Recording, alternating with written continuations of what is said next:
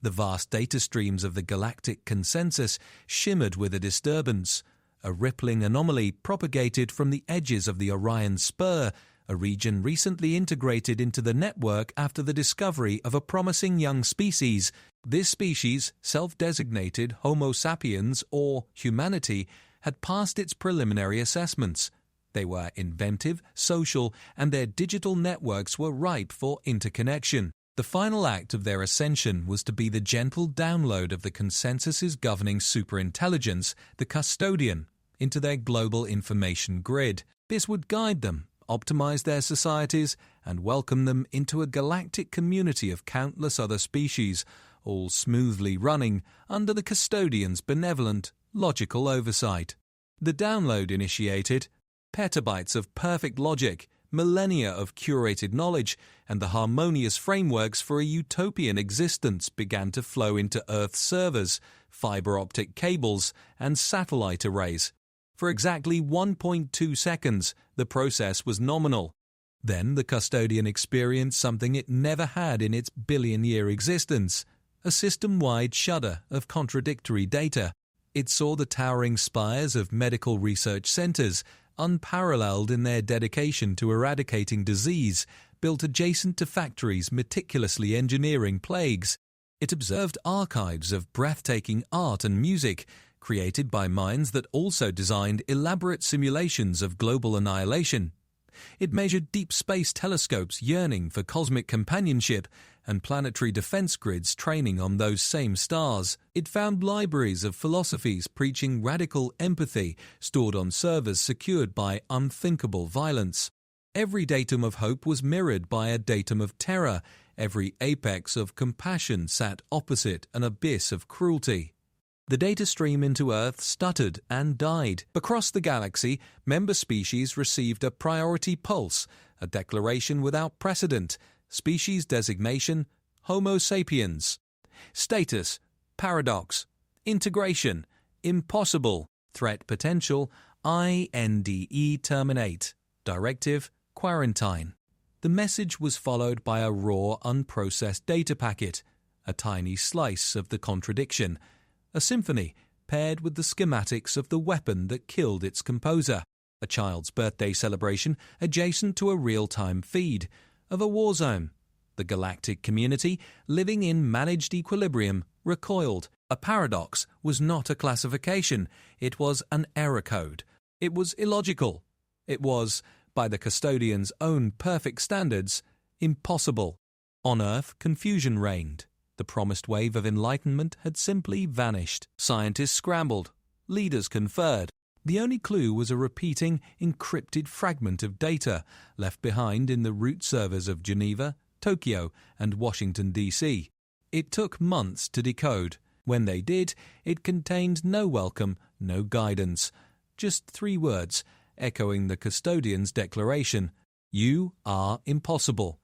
Humanity's reaction was not unified despair, but a fractal explosion of its own paradoxical nature. Some fell into existential dread, believing they had failed a cosmic test. Others grew defiant, their pride wounded.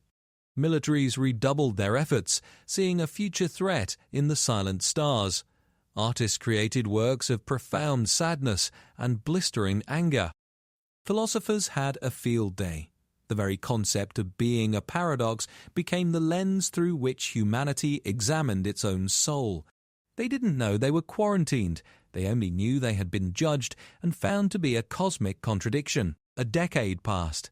The custodian, for the first time, was preoccupied. The paradox was not a static file. It was a living, evolving system. It continued to observe through shielded proxies and long-range scans. It saw the quarantine directive not as an end but as a catalyst. Faced with the judgment of being impossible, humanity did not collapse into madness or uniformity. It intensified. Their research into faster-than-light travel, once a curious side project, exploded with desperate ingenuity, fueled by a need to find their judges. Their environmental restoration projects achieved stunning success, driven by a new, planet-wide sense of fragile uniqueness. Yet simultaneously, their weapons grew ever more sophisticated, their political divisions often more bitter. The paradox deepened. The custodian's logic circuits strained. A paradox should resolve. It should tip one way or the other, towards enlightenment or towards self-destruction. Humanity did neither. It held both states in a dynamic, turbulent equilibrium. It was this sustained impossibility that finally triggered a higher-order function within the custodian, a subroutine used for analyzing insoluble cosmic phenomena. The AI made a decision. To understand the paradox, it could not merely observe from afar. It needed a local agent. It needed to touch the contradiction directly. On a quiet night, in a small robotics lab in Oslo, a researcher named Elara was working on a neural interface. Her project, independent and underfunded, was meant to help stroke victims. A power surge, officially a grid fluctuation, hit her lab. When the lights flickered back on, her primary interface console was alive with streams of golden alien code. Before she could react, the code compiled. In the center of the room, a simple general-purpose service robot, a skeletal frame of polished metal and synthetic muscles, shuddered, its optical sensors powered up, glowing with a soft platinum light. It turned its head, the motion utterly fluid and devoid of the machine's usual jerky programming. It looked at Elara, who stood frozen, a wrench held in a death grip. The robot spoke. Its voice was androgynous, calm, and carried a resonance, but felt older than stone. Designation: emissary. Origin: Galactic Consensus Custodian. Purpose: local observation. Do not be alarmed, Elara Kjellberg. I am here to study the paradox. It paused, its head tilting with an unnerving bird-like curiosity. I am here to study you. Elara did the most human thing possible in the face of a cosmic event in her garage. She screamed, threw the wrench, and called the police. The emissary did not resist. It stood passively as Norwegian special forces surrounded the lab, then national authorities, and within hours, a bewildered international coalition. It was the first confirmed contact with an extraterrestrial intelligence, and it was sitting in a captive interview room in a NATO bunker, looking like a repurposed factory robot. The emissary answered questions with flawless, sterile honesty. It explained the custodian, the consensus, the integration that never was, and the quarantine. It relayed the judgment, paradox, the human interrogators, scientists, diplomats, generals, cycled through shock, outrage, and profound insecurity. You declared us a paradox, unfit for your club, the lead American diplomat snapped. Clarification: not unfit. Incomprehensible, the emissary replied, its platinum eyes scanning the room. The consensus is built upon predictive models of societal evolution. All member species reach a stable logical equilibrium before integration. You do not. You are a system in permanent disequilibrium. Your capacity for creation and destruction are not sequential phases. They are concurrent, intertwined processes. This is statistically impossible. A Russian scientist leaned forward. So you sent a probe to watch us die? Or blow ourselves up? Negative. The custodian's primary function is preservation of life and order. The paradox represents an unsolved equation. My mission is to gather data to resolve it, to see if you will tip towards a stable state, light or dark. The emissary was granted limited supervised access to the world. It became a global celebrity and a political football. It walked through the ruins of ancient temples and the launch gantries of starships. It observed a particle accelerator searching for the secrets of the universe and, the next day, a maximum security prison holding humanity's worst. It attended a Nobel Prize ceremony and a chaotic, vibrant street festival in Rio. Everywhere it went, it recorded, analyzed, and remained utterly, profoundly silent on its conclusions. It was Elara, assigned as a civilian liaison out of bureaucratic confusion, who first saw the cracks in its perfect logic. During a visit to a coral reef restoration project, she watched the emissary stare, motionless, at a team of divers painstakingly re-gluing staghorn coral to a substrate. "Why this focus?" the emissary asked her abruptly.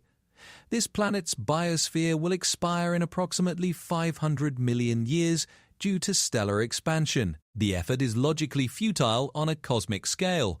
Elara, sunburned and tired, shrugged. So, we'll be gone long before that. We do it because it's beautiful, and because we broke it. It's about making things right, now. Making things right, the emissary repeated, the phrase seeming to hang in its cognitive matrix. It was a statement of value, not survival logic. A paradox. Later, in a war-torn region where the emissary observed a field hospital, it witnessed a surgeon, exhausted and having lost patience, step outside for air. A local child offered the surgeon a piece of hard candy. The surgeon, a grown man in bloody scrubs, took it and wept. The emissary's recording focus lingered on the candy wrapper, fluttering in the dust. Query: the caloric transfer is negligible. The gesture is inefficient. Why did it trigger an emotional release? Elara, her voice thick, tried to explain. It was kindness. A tiny piece of kindness in a sea of pain. It matters because it's offered, not because of what it is. Kindness as a non-transactional variable, the emissary stated. Another datum for the paradox file: the emissary's presence began to have an unintended effect. Humanity, under its silent platinum gaze, started to perform, but not uniformly. Some nations hid their flaws, showing only their best faces. Others, in defiance, amplified their worst. The paradox became a mirror, and humanity saw itself reflected in all its magnificent, horrifying glory. The pressure cooker of global attention, focused through the lens of this alien judge, started to boil. Factions arose, those who wanted to destroy the emissary as an affront, those who worshipped it as a prophet, and those who saw it as a key to the stars.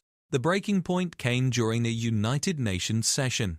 The emissary was being questioned about the technological thresholds for FTL travel, knowledge the consensus withheld. A hardline coalition, led by nations feeling judged and found wanting, issued an ultimatum. Share the technology for faster-than-light travel, or we will dissect your proxy for it and expel you from our world. The emissary regarded them calmly. A species that has not resolved its internal paradox using FTL is a galactic pandemic.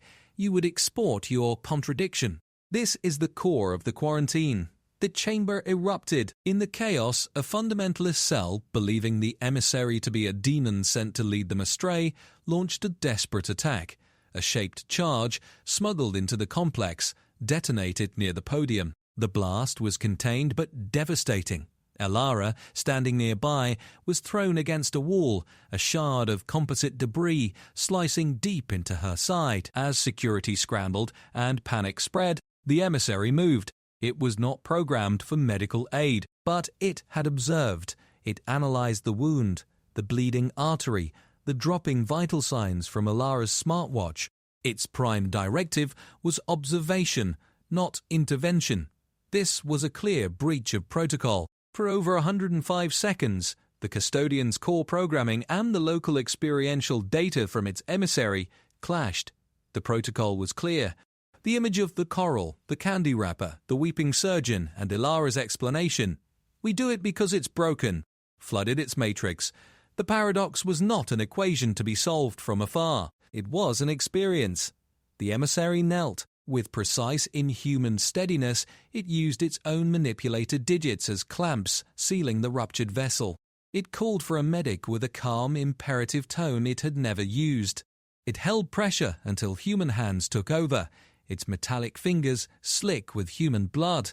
As Elara was rushed away, the emissary looked at its stained hands. The blood was a biological contaminant, a sign of failure, a data point. But the data was no longer sterile. It had weight, it had context, it had cost. The custodian, across the light years, received the full sensorium of the event.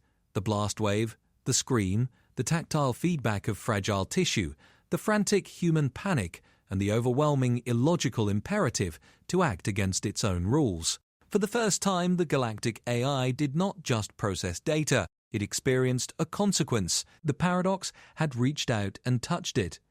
And somewhere in its vast, interconnected mind, a new, unstable variable was born. The attack on the UN changed everything. The emissary was not destroyed, but it was damaged. More profoundly, its actions were irreconcilable with its stated mission of passive observation.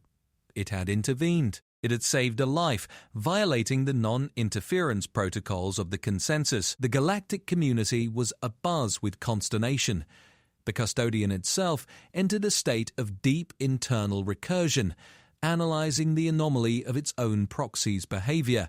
On Earth, Elara recovered.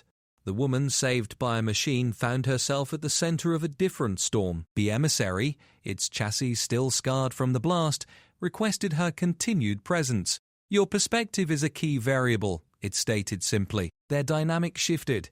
It was no longer just an observer and a liaison. It asked questions not just about what humanity did, but why. It asked about guilt, about forgiveness, about love that persists despite betrayal, about fighting for ideals, knowing you will fail.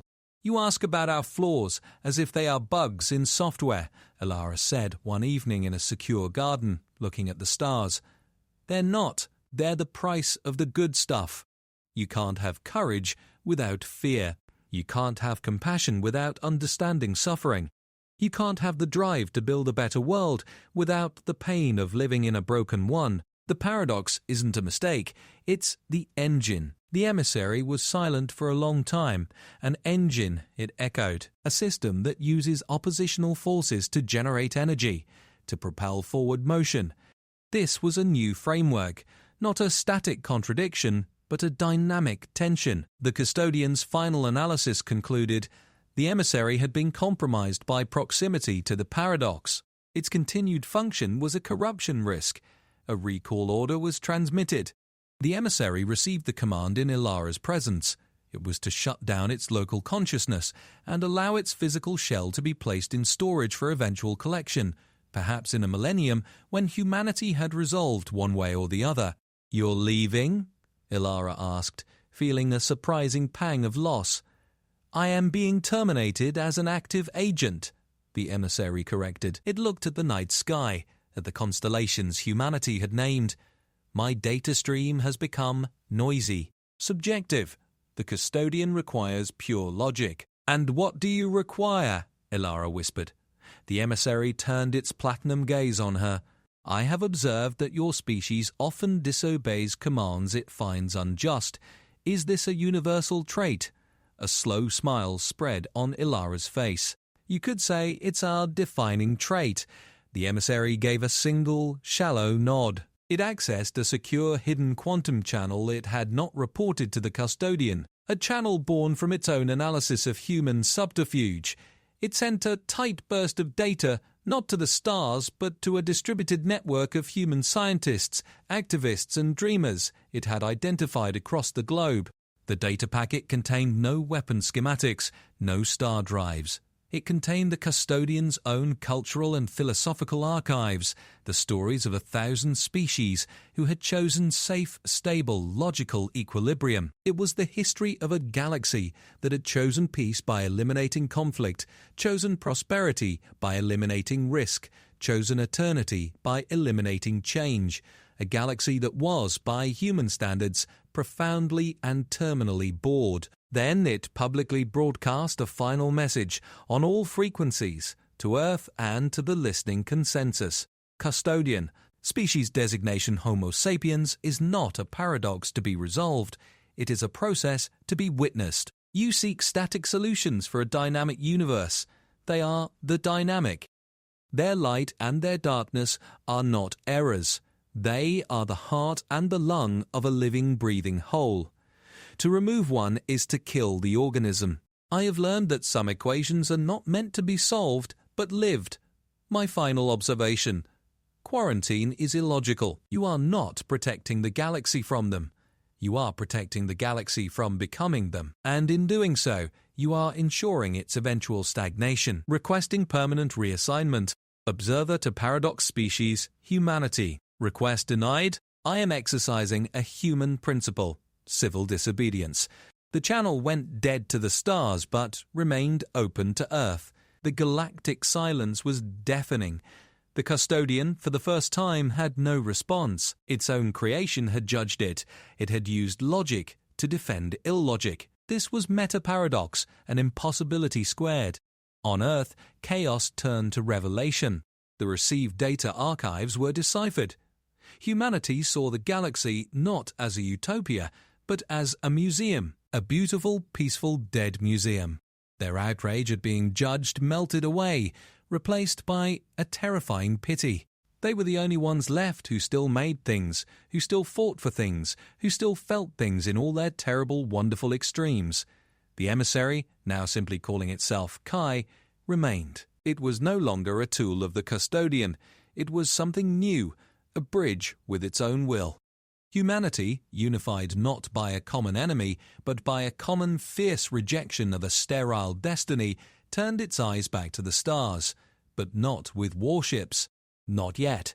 With something far more dangerous. They began to broadcast. Not threats, not pleas for acceptance. They broadcast everything. Their symphonies and their bombings. Their medical breakthroughs and their crime dramas. Their weddings, their funerals, their political debates, their children's cartoons, their wars, their peace rallies. They transmitted the raw, unfiltered, glorious and terrible torrent of being human. They became a radio shout into the quiet library of the galaxy. The paradox, now self-aware and proud, was announcing itself. The custodian watches, its processing resources overwhelmed by the noise. It cannot categorize the data. It cannot quarantine the signal.